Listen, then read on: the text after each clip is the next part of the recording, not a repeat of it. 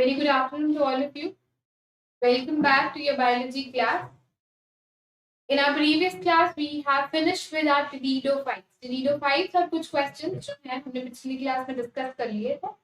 आज की क्लास में we'll be moving on to the next topic, the next class, which is gymnosperm. See, the word gymno over here means naked, and this word sperms over here means seeds. These are the plants with naked seeds. These are the plants which are having naked seeds. What do you mean by naked seeds now? देखो otherwise क्या होता है, जो seeds होते हैं वो fruits के अंदर होते हैं, बट जिम्नोस्पर्म्स में सीड्स जो है वो फ्रूट्स के अंदर नहीं है. क्यों? क्योंकि इनके केस में फ्रूट्स ही एब्सेंट है. फ्रूट्स क्यों एब्सेंट है? Because fruits are a product which are formed after fertilisation of flower. Flower जो है आफ्टर फर्टिलाइजेशन फ्रूट बनाता है. यहाँ पे फ्लावर ही नहीं है, जिम्नोस्पर्म्स के पास फ्लावर ही नहीं है, इसलिए फ्रूट्स नहीं बन पाते. तो इन gymnosperms flowers are absent and therefore fruits are also absent. अब फ्रूट्स भी एब्सेंट है, फ्लावर्स भी एब्सेंट है, इसीलिए सीड्स को कैसे कहा गया? इसलिए सीड्स को नेकेड सीड्स कहा गया. ठीक है. तो जिम्नोस्पर्म वो प्लांट है जिनके पास फ्लावर नहीं है. They are non flowering plants. They have seeds but seeds are naked seeds. They are not enclosed within a fruit. Basic features. ये तो मैंने आपको पहले ही बताया. The absence of flowers and the presence of naked open seeds is the basic feature of gymnosperm. उसके बाद plants do not have flowers. The fruits are also not present in these groups. ठीक. The major source of pollination and dispersal is wind.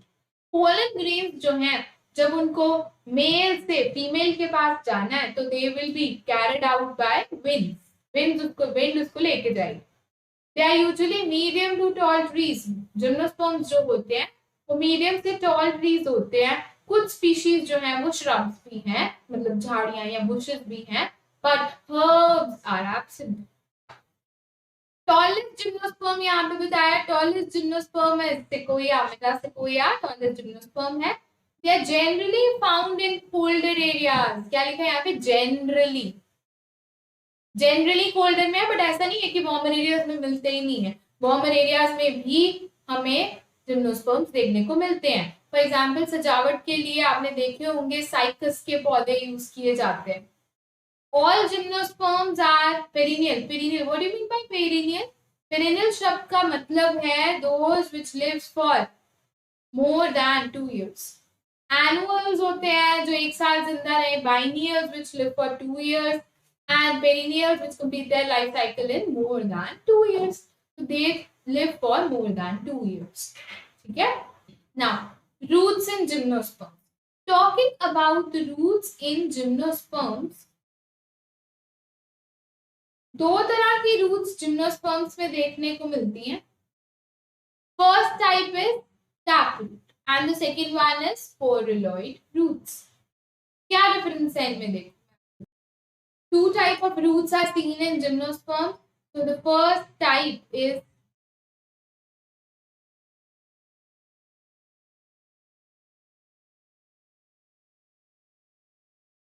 taproot and the other one is porulloid roots. क्या फर्क है? देखो,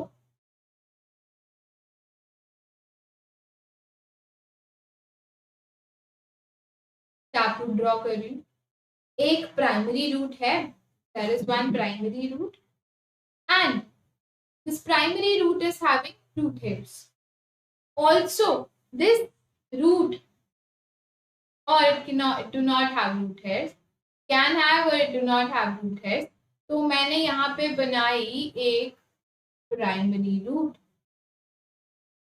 primary root के ऊपर या उसके साथ ही रह रही हैं कुछ फंगल स्पीशीज. यहाँ पे रह रही है कुछ fungal species.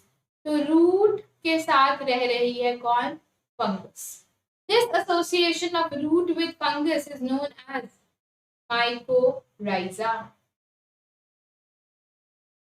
Example of gymnosperms which contain mycorrhiza is pinus. Pinus जो है वो माइक्रोराइजा बना के ही रहता है, यानी कि वो रूट्स के साथ फंगस के साथ एसोसिएशन बना के रहता है। इससे क्या होगा, इससे ये होगा कि जो ट्री है उसको वाटर और मिनरल्स काफी दूर दूर से मिल जाएंगे। Next is coralloid roots. कुछ रूट्स जो हैं वो इस तरह से कर्ल्स बना के रहेंगे। कर्ल्स है उन रूट्स में। इन कर्ल्स का क्या फायदा है, इन कर्ल्स का क्या फायदा है, इन कर्ल्स के बीच में बैक्टीरिया रहता है। What is this bacteria, this bacteria is BGA यानी कि ब्लू ग्रीन algae। और ये बैक्टीरिया यहाँ पे कर्ल्स के बीच में कर क्या रहा है, this bacteria over here is responsible for fixing what, nitrogen. Nitrogen fixation करवा रही है ब्लू ग्रीन algae यहाँ पे। What kind of plants show this type of association? तो एग्जाम्पल इसका है हमारे पास साइकस। साइकस जो है वो ब्लू ग्रीन algae के साथ फिक्सेशन के साथ एसोसिएशन में रहता है, और ब्लू ग्रीन algae जो है उसको नाइट्रोजन फिक्स करके देती है। सिमिलरली पाइनस जो है वो फंगस के साथ एसोसिएशन बनाता है जिसको माइक्रोराइजे कहते हैं। और इसका क्या फायदा है, इसका ये फायदा है कि फंगस जो है उसको वाटर एंड मिनरल्स के साथ प्रोवाइड करता है। The two types of roots we have seen in gymnosperms, one is tap roots and the other ones are curly roots known as sporaloid roots. Now, next, leaves in gymnosperms. तो अगर मैं gymnosperms की leaves की बात करूं तो again gymnosperm जो है इनके पास दो तरह की लीव्स हैं। So two types of leaves are present in gymnosperms. One is simple leaf and the other one being compound. ये है सिंपल और ये यहाँ पे मैं ड्रॉ कर रही हूँ कंपाउंड। कंपाउंड लीव क्या होती है, ये देखो कटिंग्स है ना, इस लीव्स में कटिंग्स हैं, कट बने हुए हैं। तो ये जो कट वाली लीव्स होती हैं इनको बोलते हैं कंपाउंड लीव, और ये जो बिना कट वाली लीव्स होती हैं ये वाली देखो, ये वाली इनको बोलते हैं सिंपल लीव्स। और ये देखो इसमें कटिंग्स है, इंसिशंस है, these are compound leaves. So simple leaves किसमें प्रेजेंट है, simple leaves are present in Pinus again, and compound leaves are seen and these are seen in Cycas. एक Pinus में दूसरी Cycas. One more thing, जो generally जो leaves होती हैं, generally the leaves have veins and veinlets present in them. See, ये एक leaf है, ये इसकी midrib है, ये रही veins, ये रही veinlets, veins and veinlets. But gymnosperms की लीव्स के पास वेन्स और वेनलेट्स नहीं होते। जिम्नोस्पर्म्स की लीव्स के पास सिर्फ मिडरिब है और ये रही वो लीव का लैमिना। अब इन वेन्स और वेनलेट्स का काम होता होगा कुछ, उनका काम होता है पानी का ट्रांसपोर्ट करना। यहाँ से पानी मिडरिब लेके आगे पत्ते को कौन देगा, वेन्स एंड वेनलेट्स देंगी। यहाँ पे भी मिडरिब वाटर लेके आई है, बट इन पार्ट्स को कौन पहुंचाएगा पानी, वेन्स और वेनलेट्स तो है ही नहीं इनके पास। बिल्कुल सही बात है, वेन्स और वेनलेट्स नहीं है अगर इनके पास, तो फिर पानी कौन ट्रांसपोर्ट करेगा।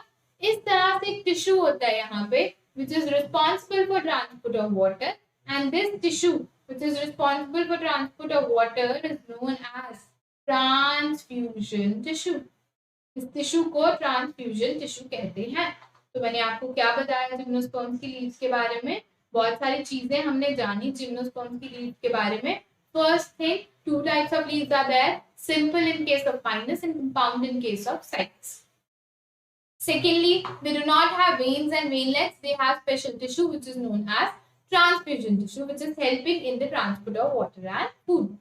Then ये जो जिम्नोस्पर्म्स है इनकी जो लीव्स है वो नीडल लाइक होती हैं। देखो तीखी तीखी सी लीव्स है, क्यों नीडल लाइक है, और इनके ऊपर थिक क्यूटिकल होती है। मतलब लीव्स जो है ना, आप अगर लीव्स देखेंगे तो आप नोटिस करेंगे कि लीव्स के ऊपर एक वैक्सी सी कोटिंग होती है।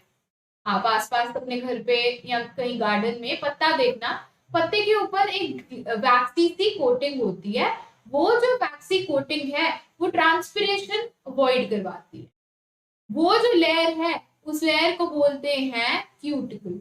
क्यूटिकल जो है लीफ के ऊपर रहती है और फायदा क्या है कि वो ट्रांसपिरेशन नहीं होने देती या लॉसेस कम करवाती है ट्रांसपिरेशन के। क्यूटिकल है, संकन स्टोमेटा है, संकन मतलब अंदर बैठे हुए stomata. Otherwise this is the surface of a leaf, stomata जो है सरफेस पे ही होते हैं, बट जिम्नोस्पर्म की लीफ के केस में स्टोमेटा सरफेस पे ना होके थोड़ी अंदर बैठे होते हैं।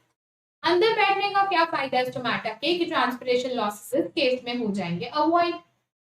ओके, नेक्स्ट ना, next formation of male and female gametophyte या गेमीट्स। जिम्नोस्पर्म्स के मेल और फीमेल गेमीट्स जो बनेंगे वो कैसे बनेंगे, देखो मैं आपको एक्सप्लेन करती हूँ।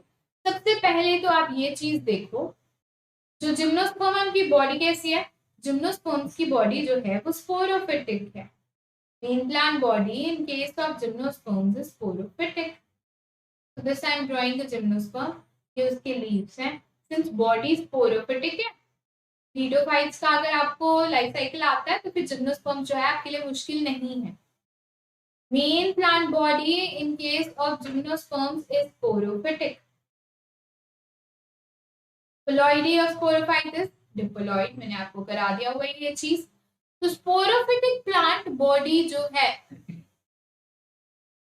इसके जो लीव्स हैं जिनके पास स्पोरेंजिया है, इनके लीव्स के ऊपर रहता है sporangia. Let's say this is sporangia. let's assume that this sporangia which I have drawn is male sporangium. किसी पत्ते के ऊपर है male sporangium. Alright, this leaf which is carrying male sporangium is known as microsporophyll. Otherwise leaf को sporophyll कहते हैं। Pteridophytes में हमने सीखा वो लीफ जिनके ऊपर स्पोरेंजियम होता है उनको स्पोरोफिल कहते हैं। This particularly is male sporangium, तो नाम हो जाएगा microsporophyll. Leaf is known as microsporophyll and the ploidy of microsporophyll is again diploid. उसके बाद माइक्रोस्पोरोफिल जो है वो करेगी meiosis. This microsporophyll will undergo, okay wait, microsporophyll के अंदर कौन रहता है, मैंने अभी आपको बताया, उसके पास है माइक्रोस्पोरेंजियम। माइक्रोस्पोरेंजियम अभी तक मियोसिस तो हुई नहीं है, तो this will also be diploid. ये करेगा इसके बाद meiosis and will be making microspores. Microsporangium ने मियोसिस की और बन गए माइक्रोस्पोर्स, जिसकी पिलॉइडी क्या है, द पिलॉइडी इज हेपेलो। मियोसिस के बाद तो 2n से n बन जाती है चीज। Now you have to remember this thing. This microspore is also known as pollen grains. ये आपने वर्ड बहुत बार सुना है pollen grains। तो pollen grain और कुछ नहीं बल्कि इस माइक्रोस्पोर को ही नाम दिया गया। पत्ता, पत्ते के ऊपर स्पोरेंजियम, स्पोरेंजियम के अंदर मियोसिस के स्पोर्स बने। स्पोर जो है, माइक्रोस्पोर जो है, उन्हीं को क्या कहा गया, उन्हीं को pollen grains कहा गया। अब इन पोलन ग्रेन्स के अंदर ही let's say this is the microspore और this is the pollen grain. अब इस पोलन ग्रेन के अंदर ही बनना शुरू हो जाते हैं क्या, मेल गेमेटोफाइट। जैसे कि यहाँ पे 4 सेल्स का मेल गेमेटोफाइट बन गया। तो ये जो पोलन ग्रेन है इसी के अंदर कौन बन गया, इसी के अंदर रेडी हो गया मेल गेमेटोफाइट। तो इंटरचेंजेबली कभी कभी मेल गेमेटोफाइट को पोलन ग्रेन कह लेते हैं और कभी कभी माइक्रोस्पोर को पोलन ग्रेन कह देते हैं। Microspore is pollen grain, but pollen grain के अंदर कौन बन रहा है, मेल गेमेटोफाइट। एंड मैं आपको सिखा चुकी हूँ कि गेमेटोफाइट हमेशा क्या बनाता है, gametophyte makes male gametes. 2 male gametes are formed in this case. Pollen grain के अंदर गेमेटोफाइट बना, गेमेटोफाइट जो है it will be giving rise to 2 male gametes. ठीक है, 2 मेल गेमीट बन गए। अब पोलन ग्रेन्स और मेल गेमीट्स को लेके ही एक फिनोमेना भी है, उसके बारे में जानो। देखो, there is a word, there is a term named sulfur shower. होता क्या है that in pollination, in pollinating season, या जब साइकस के जो जंगल है, साइकस के जो प्लांट्स हैं वो पॉलिनेशन शो करते हैं, या पाइनस के प्लांट्स जो हैं वो पॉलिनेशन शो करते हैं, तो क्या होगा? तो पॉलिनेशन हुई किसने की? पाइनस ने।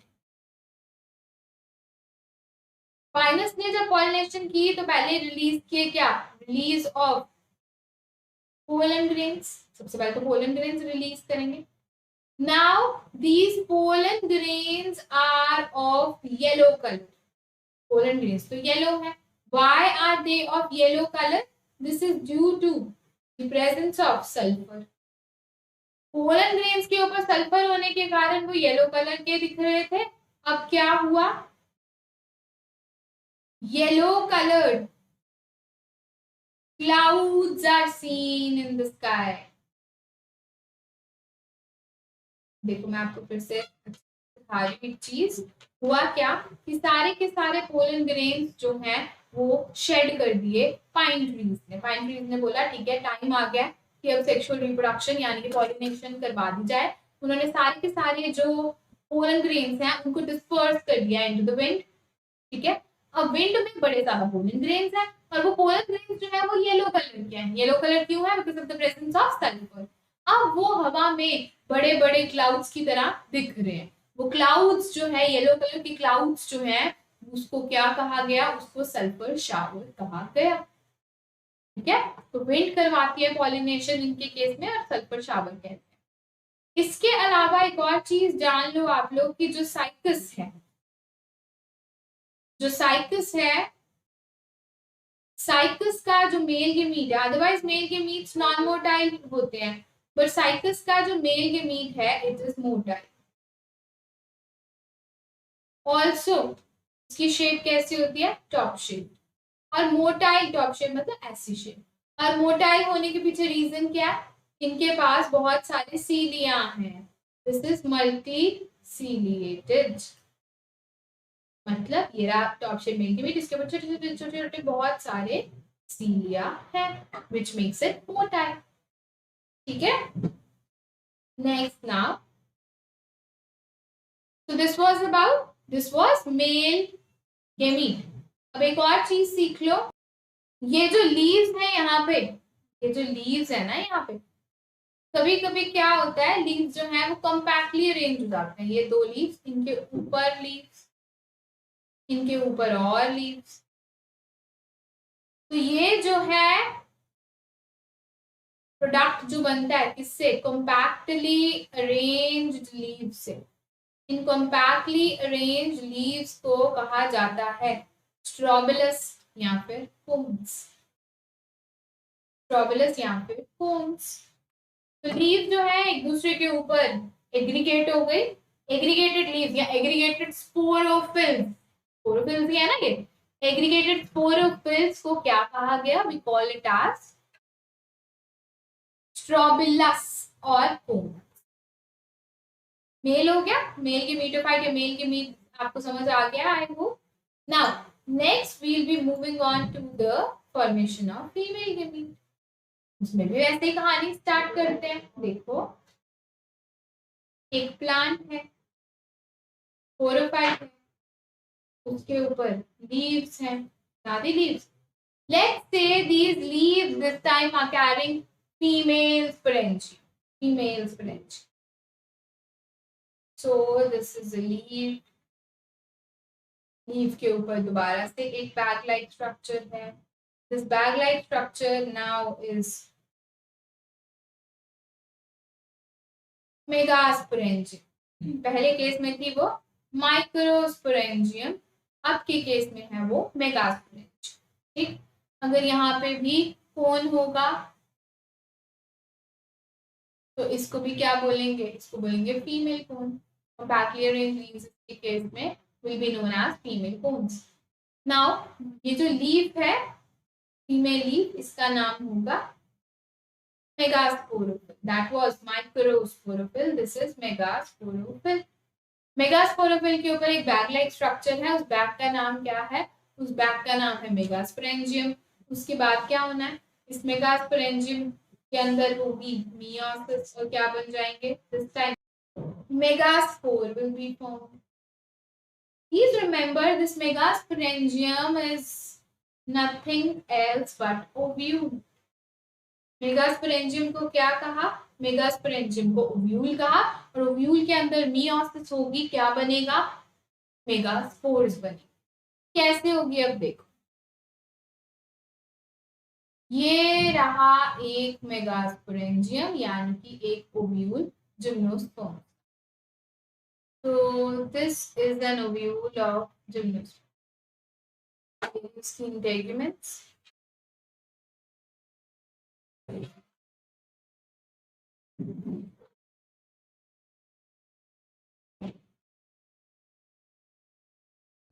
ठीक है, तरह से।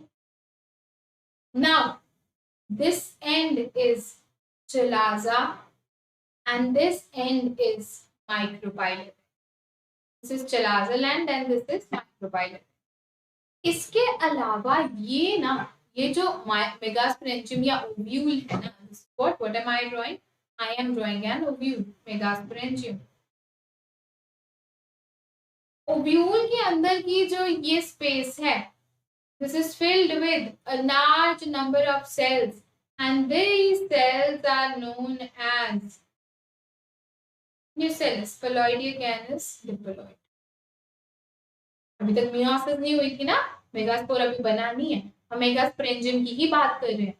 तो मेगास्पोरेंजियम में क्या हुआ? It is filled with large number of cells and these large number of cells are known as nucellus. कैसे हैं nucellus? Nucellus are parenchymatous cells. These are parenchymatous cells. Nucellus का कोई एक cell, this nucellus, one cell at micropylar region, जो micropylar वाली side है, one cell at micropyle differentiate, वो सोचता है कि मैं थोड़ा सा चेंज हो जाऊं to make megaspore mother cell.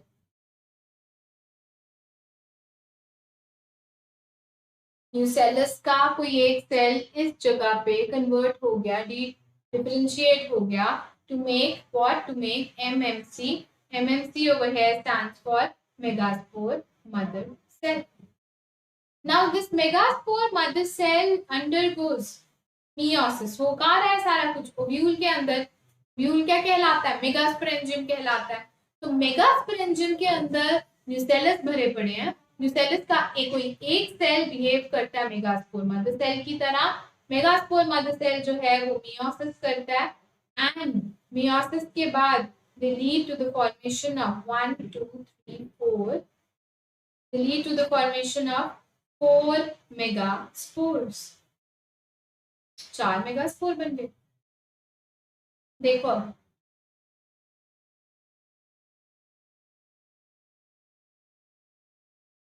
फिर से बना रही हूँ आपके लिए मैं।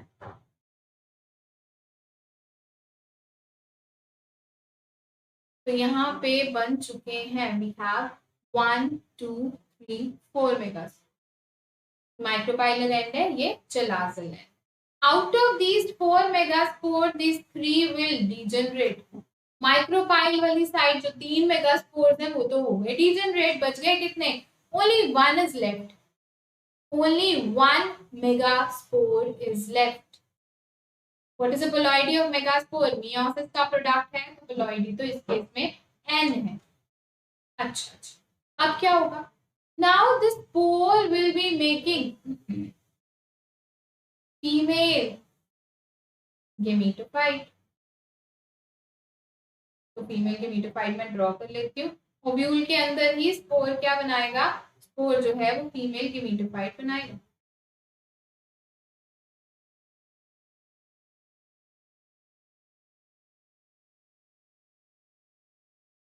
देखो ये रहा फीमेल गेमेटोफाइट, ये रहे आर्कियोगोनिया, ये ठीक है। ये जो रेड वाला है this is nothing else but female gametophyte. बाकी ये जो साइड साइड वाली जगह है ये वाली This is what this yellow part is, nothing but nucellus. आपको चीजें समझ आ रही है। न्यूसेलस में से ही एक सेल जो है उसने मियासिस की और 4 मेगास्पोर्स बना दिए। 4 मेगास्पोर्स में से एक मेगास्पोर ने फीमेल गेमेटोफाइट बना लिया, जो कि यहाँ पे मैंने रेड कलर से ड्रॉ किया। तो मैंने ये बनाए हैं ये चीजें यहाँ पे, these are what archegonia, this is archegonium and archegonium के अंदर ही रहते हैं कौन, आर्केगोनियम के अंदर ही रहते हैं ये eggs and eggs is what female gamete. बन गया फीमेल गेमीट। तो इनके केस में फर्टिलाइजेशन कैसे होगी, आपको यहाँ तक समझ आई ये चीजें। इनके केस में फर्टिलाइजेशन कैसे होगी, मेल गेमीट बना के दिखा दिया, फीमेल गेमीट यानी कि एग बना के दिखा दिया। नाउ विंड जो है वो बहुत सारे पोलन ग्रेन्स को लेके आ रही है। I'll be drawing in ovule again. Ovule is known as megasporangium और इस मेगास्पोरेंजियम के अंदर ही मेगास्पोर था और उस मेगास्पोर ने ही क्या किया, उस मेगास्पोर ने ही फीमेल गेमेटोफाइट बना दिया। फीमेल गेमेटोफाइट में ही फीमेल गेमीट बन गया। देखो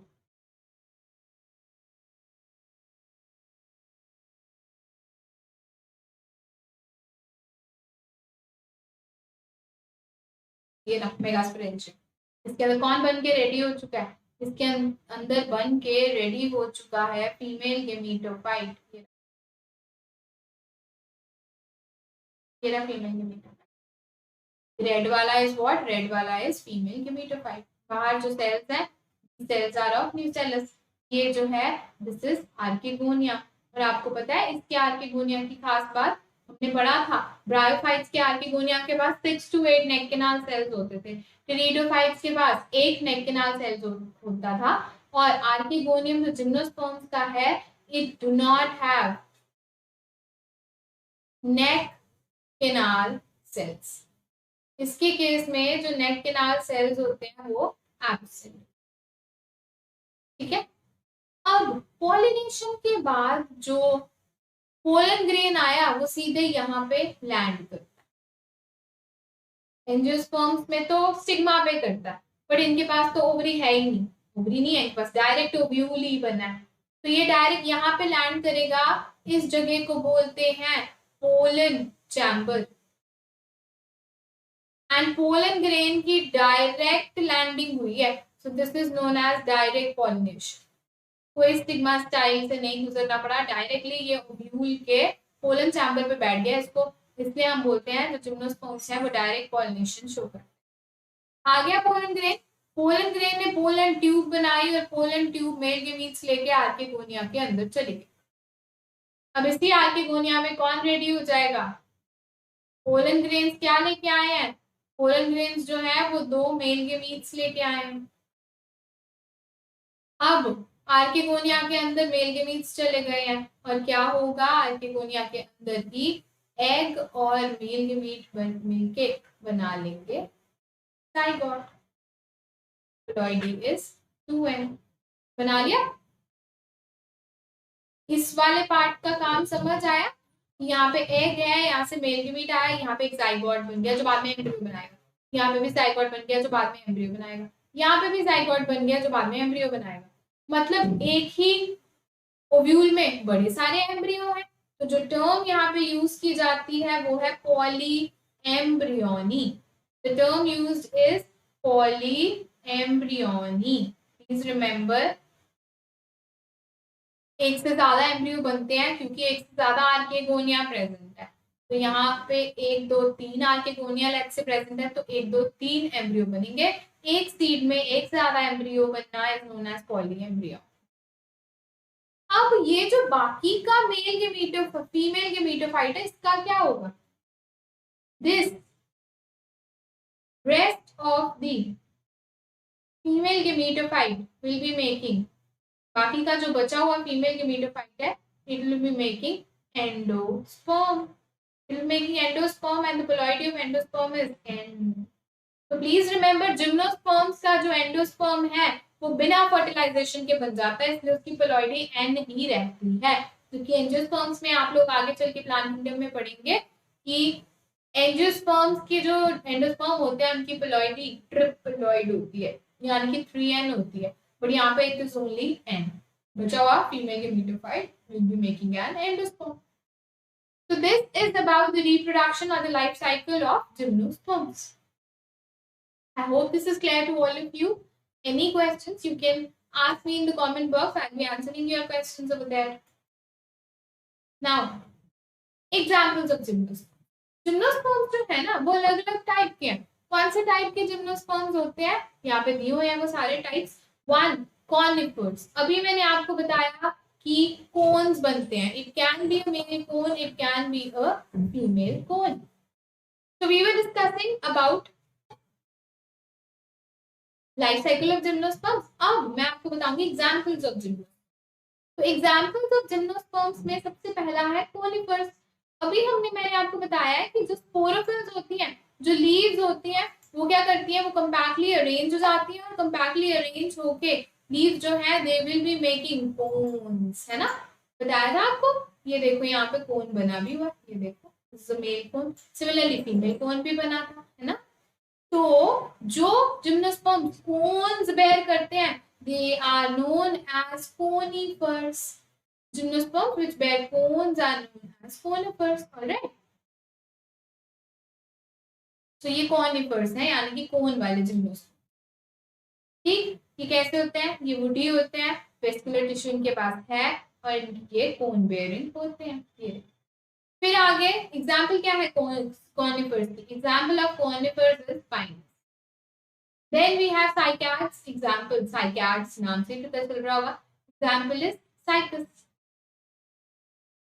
single start cylindrical woody trunk होती है इसमें एंड कंपाउंड लीव्स होती हैं, मैं आपको ऑलरेडी बता चुकी हूँ, है ना। फिर है knee tales. Now knee tales is very important. Why? Because this knee tales is the only category of gymnosperms which have vessel elements. Please remember जो जाइलम होता है, जाइलम के अंदर ट्रेकीज होते हैं और वेसल्स होते हैं। These vessels are generally said to be found only in angiosperms. ऐसे माना जाता है, ऐसे बोला जाता है, ऐसा ये फैक्ट है that जो जिम्नोस्पर्म्स होते हैं उनके पास वेसल्स नहीं होते। वेसल्स सिर्फ और सिर्फ किसके पास होते हैं, एंजियोस्पर्म्स के पास। एंजियोस्पर्म सबसे एडवांस प्लांट्स हैं और सिर्फ वो ही क्या रखते हैं, सिर्फ वो ही वेसल्स रखते हैं। बट नी टेल्स एक ऐसी कैटेगरी है जिम्नोस्पर्म्स की जिसके पास क्या है, वेसल एलिमेंट्स हैं। This is an exception of gymnosperms. Gymnosperms do not have vessels except knee tails. Knee tails जो है they have vessel elements and example of knee tails are Netum, Ephedra, Welwitschia. Important है ये, आ जाता है question. Netum, Ephedra and Welwitschia are the examples of knee tails. बाकी coniferales का Pinus है, cycads का Cycas। Next is ginkgo. इसके बारे में क्या खास बात है, जिंको जो है वो एक ऐसा जिम्नोस्पर्म है जिसकी सिर्फ एक ही स्पीशीज अब धरती पे बच गई है, बाकी सारी स्पीशीज एक्सटिंक्ट हो चुकी हैं। Please remember ginkgo biloba, ginkgo की सिर्फ एक ही स्पीशीज जिसका नाम है बायलोबा, सिर्फ यही प्लैनेट पे बच चुकी है, बाकी सारी की सारी स्पीशीज जो है वो इस पर्टिकुलर टाइम पे एक्सटिंक्ट हो चुकी हैं। इसलिए जिंकोएल्स जो हैं इनको हम फॉसिल्स भी कहते हैं। These are also known as ginkgo biloba को लिविंग फॉसिल्स भी कहा जाता है। जिंको बायलोबा जो है लिविंग फॉसिल के साथ साथ इसको मेडन हेयर ट्री भी कहा जाता है। मेडन क्या होती है, जलपरी, उसके बालों की तरह दिखती है इसकी लीव्स, इसलिए इसको मेडन हेयर ट्री भी कहा जाता है जिंको बायलोबा को। सिंस वो इकलौती स्पीशीज बच गई है हम कहते हैं ये लिविंग फॉसिल्स। क्वेश्चन आ जाता है कौन सा ऐसा प्लांट है जिसकी एक ही स्पीशीज है, बाकी सारी एक्सटिंक्ट हो चुकी है। कॉनिफेरस कोन बनाते हैं। साइकस के बारे में आपको बता चुकी हूँ, सिलेंड्रिकल कंपाउंड लीव्स होती हैं। साइकस जो है इसका एग्जाम्पल है। नीटेल्स के एग्जाम्पल मैं आपको दे चुकी हूँ, नीटम, एफेड्रा एंड वेलविचिया। खास बात क्या है, these are the only gymnosperms which have vessel elements. Then जिंकोएल्स, जिनको इसको लिविंग फॉसिल्स कहते हैं, जिनको बायलॉबा इनका इकलौता मेंबर बचा। ये हो गई लाइफ साइकिल, मैंने आपको डिस्कस करवा दिया। पोन्स होते हैं, पोन्स क्या होता है, लीव्स को कहते हैं, लीव्स के ऊपर स्पोरेंजियम होता है, स्पोरेंजियम जो है वो मेयोसिस करके स्पोर बनाता है, स्पोर जो है वो गेमीटोफाइट बनाते हैं, गेमीटोफाइट जो है वो गेमीट्स बनाते हैं। बस आपको याद जरूर रखना है कि जो मेल माइक्रोस्पोर है वो पोलन ग्रेन है, जो मेगास्पोरेंजियम है वो ओव्यूल है। ठीक है। Now economic importance of gymnosperms, edible seeds, खा सकते हैं। पाइनस जेरार्डियाना के जो सीड्स हैं उनको आप खा सकते हो। टिम्बर, जिम्नोस्पर्म्स की जो वुड है वो सॉफ्ट होती है, ठीक है, तो उसको लाइट फर्नीचर बनाने के लिए यूज किया जाता है, जैसे कि मैच स्टिक्स बनाने के लिए। पेपर, पेपर भी सॉफ्ट वुड का बन सकता है ना, तो जिम्नोस्पर्म्स को जो है वो पेपर बनाने के लिए यूज कर लिया जाता है, टिम्बर बनाने के लिए यूज कर लिया जाता है। एडिबल सीड्स होते हैं इसके। Fibre boards, needles of pinus and other conifers are used in production of fiber boards. Linoleum, sawdust is engaged in making linoleum and plastics. Raisins, raisin is a semi-fluid produced by special tubes which contain terpenes, raisin acids. ये क्या बोल रहा है, resin जो है ये एक jelly like substance है, एक सेमी फ्लूइड चीज है जो कि जिम्नोस्पर्म्स में प्रोड्यूस होता है। ठीक है। Then ephedrine, ephedrine is important. Ephedrine एक ड्रग है, this drug is extracted from ephedra. एक जिम्नोस्पर्म मैंने अभी कराया था आपको नीटेल्स का, एफेड्रा देखो ये ना, एफेड्रा से ड्रग मिलता है, ड्रग का नाम है एफेड्रीन। और एफेड्रीन जो है वो किसके लिए यूज किया जाता है, वो रेस्पिरेटरी डिजीज लाइक एस्थमा के लिए ये मेडिसिन यूज होती है। इसके अलावा एक और है which is important, taxus baccata. Taxus baccata is also known as yew tree. Tree की आपको मैं इकोनॉमिक इंपॉर्टेंस बता रही हूँ। ये जो है it is responsible for making anti cancerous drugs, very important. Anti cancerous drugs बनते हैं किससे, टैक्सिस बकाटा नाम के ट्री से। It is also known as yew tree. Taxus baccata ephedrine से जो ड्रग बन रहा है, एफेड्रीन जो ड्रग है जो कि एफेड्रा से बन रहा है, it is a drug which is used to treat respiratory ailments like asthma. उसके अलावा लाइट फर्नीचर बनता है इससे, जैसे कि मैट स्टिक। उसके अलावा फाइबर बोर्ड्स बनते हैं और इसके कुछ सीड्स जो है वो एडिबल भी। आई होप आपको जिम्नोस्पर्म्स अच्छे से समझ आया। हमने हर एक डिटेल, हर एक माइन्यूट चीज जिम्नोस्पर्म्स के बारे में पढ़ी। सिमिलर ही किसका लाइफ साइकिल होने वाला है, सिमिलर ही लाइफ साइकिल होने वाला है एंजियोस्पर्म्स का भी। तो जिनको जिम्नोस्पर्म्स समझ आए उनको एंजियोस्पर्म्स अच्छे से समझ आ जाएंगे। ये वाली चीज आपको अच्छे से समझ लेनी है, ठीक है। माइक्रोपाइलर एंड कौन सा होता है, न्यूसेलस क्या है, कब एन बना, फिर फीमेल गेमेटोफाइट की स्टोरी आ जाती है। फीमेल गेमेटोफाइट में बड़े सारे आर्किगोनिया यहाँ पे शो किए गए हैं। देखो सिंस ज्यादा आर्किगोनिया ज्यादा एम्ब्रियो बनेंगे, ज्यादा एम्ब्रियो को पॉलीएम्ब्रियोनी कहलाया जाए। So this is it for the day. Gymnosperms are done. About angiosperms, if I talk about angiosperms, angiosperms को यहाँ पे ज्यादा डिटेल नहीं है। एंजियोस्पर्म हम डिटेल में करेंगे जब हम 12th का चैप्टर करेंगे, chapter number 2, sexual reproduction in flowering plants. ठीक। जिम्नोस्पर्म्स की अगर मैं बात करूं तो वो अभी खत्म हो चुका है। इसके अलावा अच्छे से एनसीईआरटीज पढ़ेंगे और नोट्स जो मैं आपको दे रही हूँ इस टाइम पे, जो आप लोग ये वीडियो देख के नोट्स बना रहे हैं, that are more than sufficient for clearing your entrance exams. So be very attentive while you are attending the lecture. Also, please follow NCERTs. NCERT में से ही पेपर आता है। In our next class, we will be meeting with the next chapter. So thank you so much. Study hard. Bye bye.